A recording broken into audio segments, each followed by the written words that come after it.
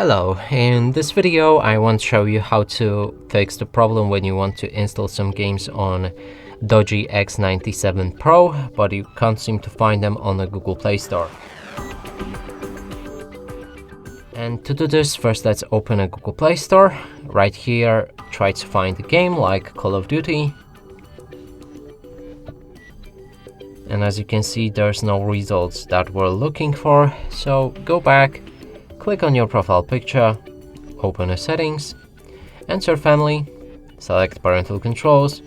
Right here either disable parental controls entirely or go for apps and games, insert the PIN code, select OK and increase Pegi to at least 16. Make sure to save the settings afterwards. If you go back and try to play a game again, it should be right here available to install.